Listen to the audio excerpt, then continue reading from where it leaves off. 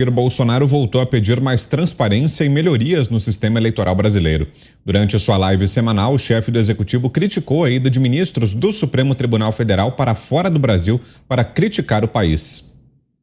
Eu não sei por que essas pessoas vão para fora do Brasil para criticar o Brasil.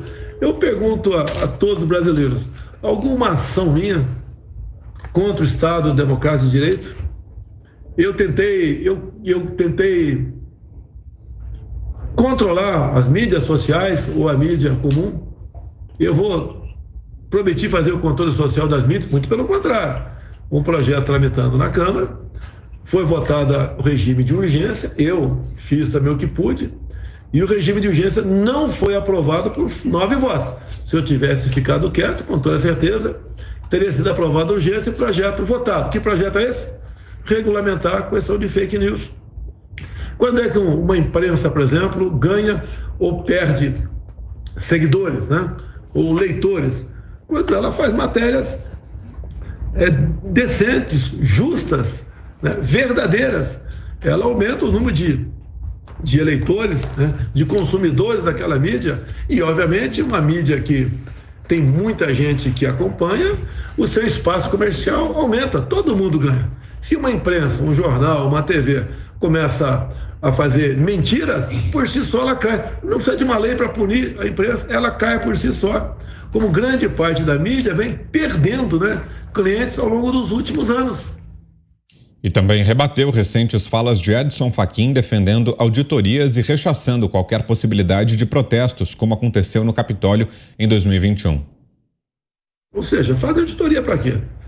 As urnas são inauditáveis, mas se porventura o pessoal do Comando de Defesa Cibernética do Exército, que foram convidados a integrar uma comissão de transparência eleitoral, caso detecte fraude, não vai valer de nada esse trabalho do Comando de Defesa Cibernética das Forças Armadas, porque o senhor Fachin falou que isso não muda resultado eleitoral. Não preciso aqui dizer o que eu estou pensando, o que você está pensando. Você sabe o que está em jogo. Você sabe como você deve se preparar, não para o novo Capitólio. Ninguém quer invadir nada, mas para nós sabemos que temos que fazer antes das eleições. Bolsonaro ainda adiantou que vai se reunir com embaixadores de todos os países presentes no Brasil para uma apresentação sobre o sistema eleitoral e eleições passadas, além de um balanço das atuações de Luiz Roberto Barroso, Edson Fachin e Alexandre de Moraes. Dizer a vocês que anuncio aqui agora, já conversei com o Ministério das Relações Exteriores, o nosso ministro está fora, conversei com o seu representante, né, que ficou aqui no Brasil. Vamos marcar para a semana que vem, eu conversar com todos os embaixadores aqui no Brasil. Será um convite para todos eles. E o assunto será um PowerPoint, nada pessoal meu, para nós mostrarmos tudo o que aconteceu nas eleições de 2014, 2018, documentado, bem como essas participações dos nossos 3 ministros do TSE, que são do Supremo, sobre o sistema eleitoral. Nada contra o TSE, tem pessoas maravilhosas lá dentro, algumas poucas eu conheço, são pessoas honestas, decentes, que estão preocupadas com a democracia, mas quem manda lá não são, com todo respeito aos demais ministros, né? São 7 no total. Quem dá a regra, tá dando norte lá, são os 3 do Supremo Tribunal Federal. Estava o Barroso até há pouco tempo, está o Fachin agora, e quando faltar uns 40 dias para as eleições, entra o senhor Alexandre de Moraes, conduzindo aqui o inexpugnável sistema eleitoral brasileiro. Já em Pirassununga, interior de São Paulo, Jair Bolsonaro participou de uma formatura da Força Aérea Brasileira. Ao lamentar a morte de Shinzo Abe, ex-premier do Japão, o presidente falou dos perigos que corre e declarou que muitas vezes o inimigo está dentro da própria pátria, além de pedir que os militares prestassem homenagem a Shinzo, que o levou às lágrimas. É o risco do jogo. É o preço por lutar por seu país. E muitas vezes, ou na maioria das vezes, o inimigo não está lá fora, está dentro da nossa própria pátria.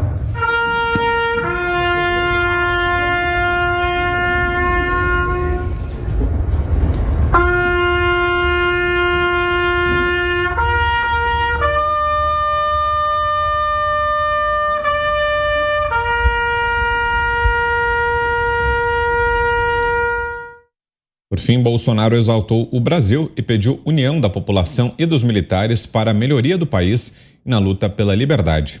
Augusto.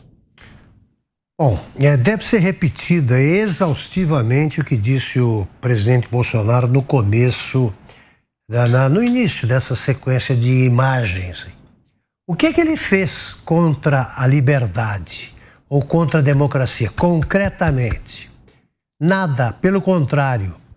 O homem é acusado desde o primeiro momento, depois de eleito, no minuto seguinte ao da vitória eleitoral expressiva, acusado de conspirar contra a democracia, só a defende. E é um dos poucos, dos que estão em cena disputando a presidência, é o único que defende com vigor, com a veemência, a liberdade de expressão, as liberdades democráticas, enquanto os defensores da democracia, no PT, ou fantasiados com a toga, esses criaram o preso político, o exilado político, o flagrante perpétuo, a censura, essa bobagem de fake news.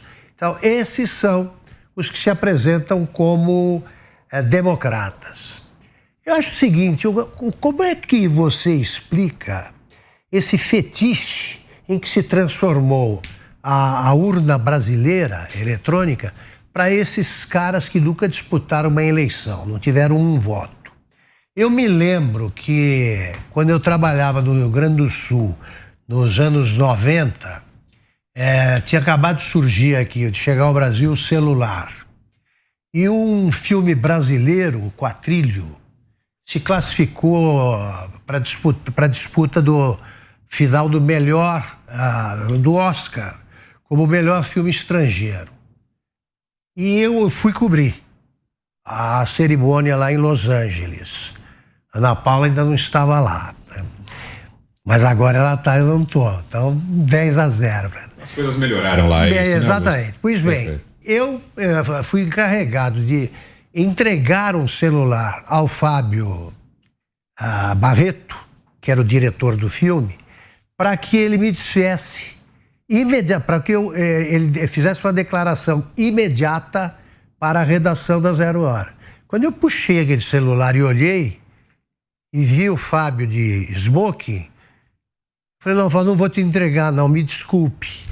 Porque nós olhamos aquilo e vimos o que faria no terno, no smoking, o estrago, a deselegância, e eu fiquei com aquilo. Era uma coisa enorme, deselegante para burro. Pois bem, é a mesma coisa que apareceu um cara hoje falando, não, eu prefiro aquele celular. Eu não quero esse menor, que cabe aqui no bolso interno do paletó. Eu quero o grande, porque ele é bom, ele funciona, é a mesma coisa. Eu sinto a mesma coisa, o mesmo tipo de desprezo que eu sinto pelos ministros que agem assim hoje, é o que eu sentia quando eu chegava a qualquer redação e o sujeito dizia que tinha saudade da máquina de escrever, aquela que tirava a tinta e te sujava o tempo inteiro. A minha máquina, a minha Olivetti, saudade disso. Esses caras são antigos, eles envelhecem com as suas preferências e ficam bancando os ridículos em nosso prejuízo. Só isso. Não sabem. Eles não sabem acompanhar as mudanças do mundo ao redor. Só isso. Para dizer o mínimo. Diga, Mota. Olha, o Augusto disse tudo. Quando eu comecei aqui na Jovem Pan, logo numa das primeiras participações, eu tive um debate acalorado com o Piperno e eu pedi a ele que me desse um único exemplo de uma declaração pública do candidato do PT a favor da liberdade de expressão. O desafio continua pendente até hoje. De vez em quando eu repito o desafio no Twitter também. Até agora não apareceu uma única declaração. O presidente Jair Bolsonaro é um político eleito. Ele pode agir politicamente. Um ministro do TSE não é um político. Portanto, o ministro do TSE não pode agir politicamente, não pode falar politicamente, não pode se posicionar politicamente. O ministro do TSE não pode fazer uma declaração grave, dizer que vai acontecer no Brasil um episódio mais grave do que o que aconteceu nos Estados Unidos, na invasão do Capitólio. Em qualquer país normal, uma declaração como essa tem que ser seguida de uma explicação. A nação inteira quer saber de onde vem essa informação, como o senhor chegou a essa conclusão. Juízes não devem fazer política. A Justiça Eleitoral é um órgão único no mundo. Ela não é propriamente uma justiça, porque ela regula, operacionaliza, ela executa as eleições, depois ela apura os resultados e ela mesma julga se houver algum problema. Ela cuida de um assunto crítico, que é o processo eleitoral. O sistema eleitoral do Brasil é excessivamente complexo, é regulamentado demais, são muitas leis, as leis mudam a toda hora, as leis são ruins. A maioria da população não entende como funciona o processo eleitoral brasileiro. O voto é obrigatório, que também é muito ruim, e aí você soma a isso tudo um debate sobre o sistema digital de votação. É um debate que foi interditado por decisão do TSE. Né? O TSE declarou a inviolabilidade absoluta do sistema e disse não se pode mais falar sobre isso. Aí cabe lembrar a observação do general Paulo Sérgio, que disse que não existe sistema inviolável. Tudo isso traz insegurança. Quem está trazendo insegurança não é o presidente Bolsonaro.